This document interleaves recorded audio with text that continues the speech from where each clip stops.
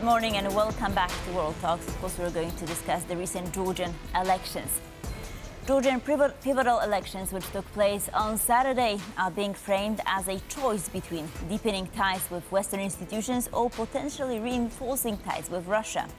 The Georgian Dream party, regarded as pro-Russian, appears to have secured more than 50% of the vote, according to partial results reported on the Central Electoral Commission's website. What does this mean for the country? To discuss the outcome, I am joined by George Mchedlishvili, Associate Professor at the European University in Tbilisi. Good morning, sir. Delighted to have you with us. Good morning. Thank you very much for the invitation. So let's unpack what we actually know at this moment, right? We have about 70% of the votes counted. It seems that the Georgian Dream secured 53% of the vote. But then we have two other parties coming in second, right? And this is Unity to Save Georgia and Coalition for Change, if I'm not mistaken. So what does it say about, Georgians' preferences, and why did the Georgian Dream secure so many votes? Okay, this is actually really a difficult, multi-layered, million-dollar question.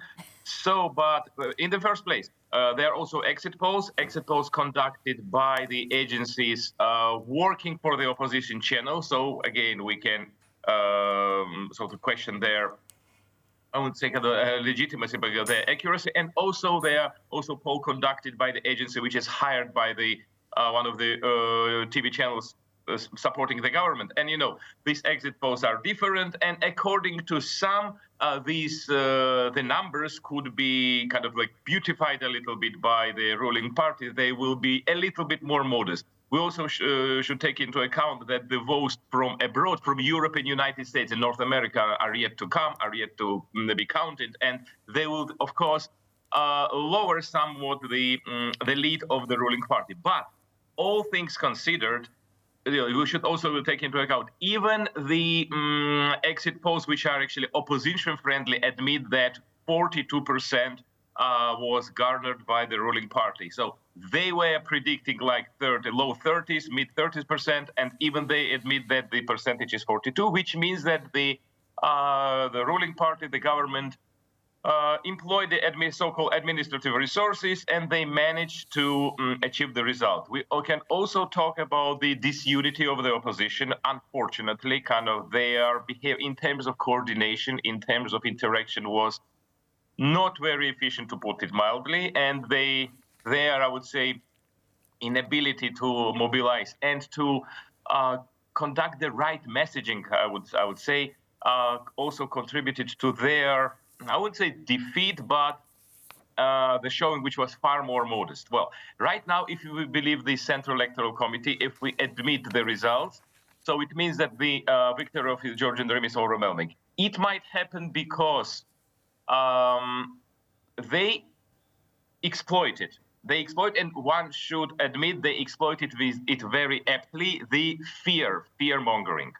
So, a friend of mine, an Armenian journalist who worked for a very pro-Western liberal Armenian channel, he himself wanted Georgian Dream to lose.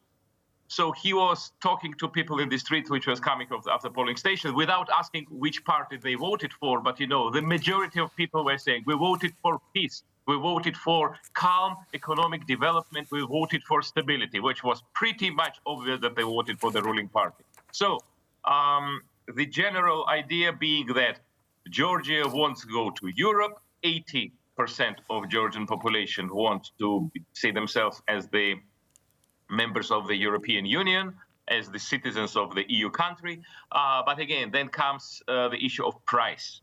So the ruling party exploited the narrative that, if the opposition, particularly United Nations Movement, who, by the way, showed the third result, which was a big surprise for everyone, myself included.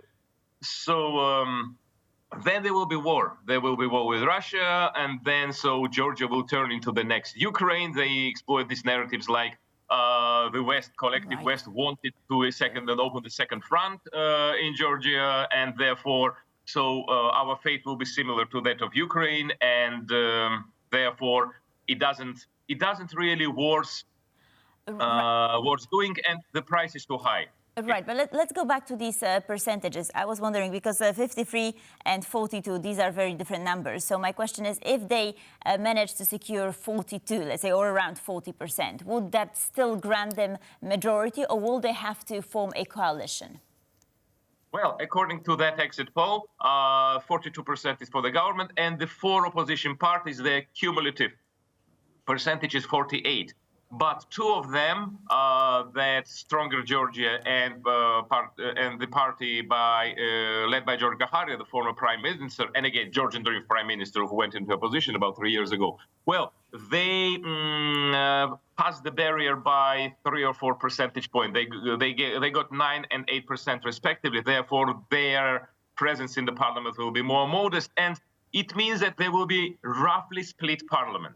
So maybe kind of the Georgian Dream will have a very slight majority, not a constitutional majority like they aimed. And this result means that there is no actual winner. The opposition parties, they hoped that their aggregate percentage will be at least 20% more than the percentage of the ruling party, which would mean the decisive and confident victory. It didn't happen either. According to that poll, there is no clear winner. But, you know, generally, okay, in terms of the development and of parliamentary institutions and generally like state institutions and democracy in Georgia, that could be a blessing in disguise. That could be an opportunity. I believe that generally, if you go above this particular like vote and particular election, Georgians need to learn. I mean, Georgian political leaders need to learn how to cooperate, how to interact with those they disagree. This polarization should end. It is wrong. Well, by the way, so despite myself being sympathetic to one of the opposition parties, I do not like share this belief that the Georgian Dream is a Russian dream. They lead country to Russia. I happen to know personally many people both across the political spectrum, in the opposition parties as well as a ruling party. I know as citizens individually, they are anything but pro-Russian. Obviously, overwhelmingly, Georgia supports Ukraine in its fight against the brutal Russian aggression. But, you know, there is the element of caution and, of course, the trauma of 2008 war. Because of that, so it worked. Right. So if I understood correctly, you just said that you don't agree with these statements that are saying that the Georgian Dream is a pro-Russian party. You don't agree with that? No, they're not a Russian party. They're not. They are, of course, pro-keeping power party as well. This is generality for all political forces. Many actions seem very unpalatable, obviously. For instance, like when they do, of course, like support like Ukraine, their territorial integrity. They do vote. Georgia as a state votes for the resolution supporting Ukraine in the United Nations, in the European structure. But, you know, that support is not as strong as many expected. And again, so for many Georgians, the calls of the European Parliament, like European bureaucrats, to join sanctions against Russia also didn't actually kind of like resonate well. So many Georgians believe that is actually like too much, because something that ruins Georgian economy, so it is not as a worthy sacrifice. Right, but what about these laws, like the foreign agent laws that are really hindering the work of NGOs, for instance, foreign NGOs in Georgia? I mean, isn't that a move from a Russian playbook?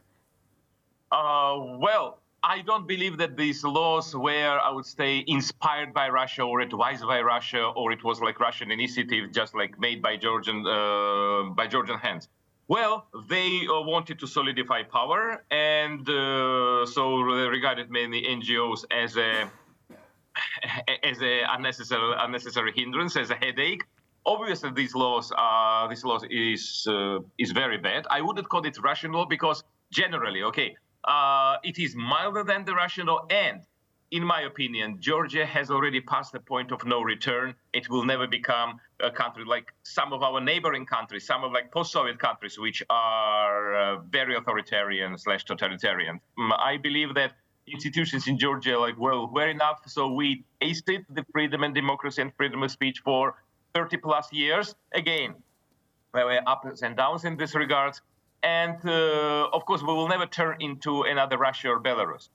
Although, obviously, this law, as well as the other law about like against LGBT and like which is like worded as defending the family values and like Georgian traditional values, for me, it's even more benighted. Well, it might be not as consequential, but seeing this as a 21st century in a European country, it's obviously so anachronistic. So it actually it's more hurtful to me, like personally, it's kind of like the acceptance of this law. But obviously, the law about the foreign agents is a bad development, which is going to complicate, even in case if everything is calm, if the victory is accepted. By the way, we'll still have to wait for the reports and for the assessment of international observers. It's about 2,800 of them in Georgia, fully fledged presence. So they are still to make the statement. Right. This is what I was actually going to ask you about international watchdogs. So yeah, let's wait for their assessment. But Georgia used to be this poster child for joining the EU or the country from a former Soviet bloc that is now pro-European, and then things changed at some point. And now, for instance, Moldova, I would say, is ahead of Georgia, right? So do you still see Georgia joining the EU and this new government undertaking necessary steps and reforms to actually make that dream of Georgians, not Georgian dream, come to fruition? Well, of course, I do believe that. So it matters for me less who is in charge and who is in the government, in the leadership. Again, for more than 9 years of the Georgian Dream rule, this road towards Europe was maybe bumpy, maybe not as smooth, but still they were like forging ahead. So Georgia did receive the candidate status with some of the reservations, but again, regarding Moldova, well, if we compare these just parameters in terms of freedom of speech, the development of democratic institutions, Georgia is not behind Moldova. So there is the element, and many Georgians feel it, the element, I wouldn't say double standards, but not very fair assessment. For instance, no one never asked Moldova to join sanctions against Russia. Why Georgia is demanded to join these sanctions, which will be disastrous for the Georgian economy.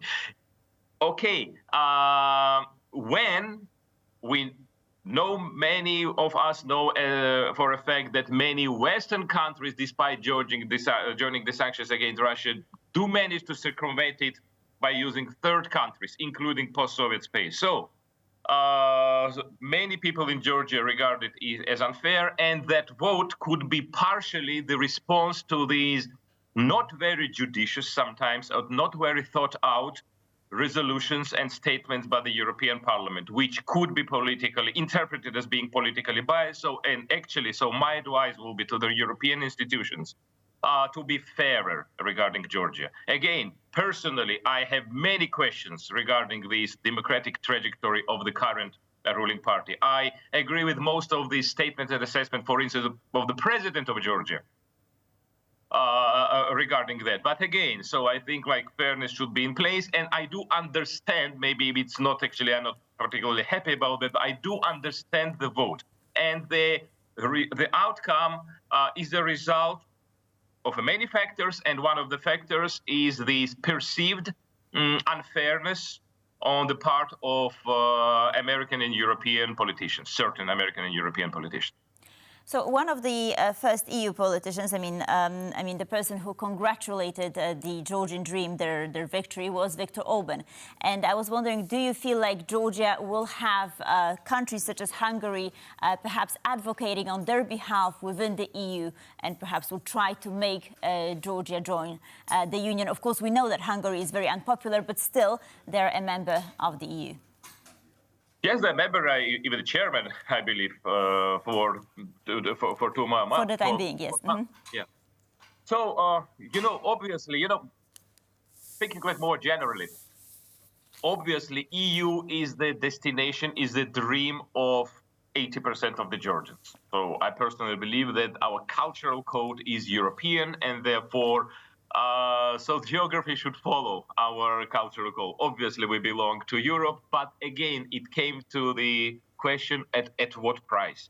And people in Georgia answered that this price could be high, but it couldn't be ruin Georgian cities, and therefore actually kind of country whose statehood is even in question. In this regard, Hungary is a friend. Hungary, okay, is regarded as a friend. Several times, Georgian prime ministers and elected minister attended the conferences organized by Hungary. Orban is very welcome here. Well, and again, obviously, I do not want Georgia to become EU member like Hungary. EU membership is not an end in itself. Well, even before the membership, which is, by the way, unfortunately, our time is up. I'm very sorry, but I hope we'll have a chance to discuss that again. George Mchedlishvili, the most important thing is that there's still hope for Georgia. Thank you so much for being with us this morning. Thank you. Thanks. And thank you for watching World Talks. Please stay tuned for more here on TVP World. News Bulletin coming up at the top of the hour.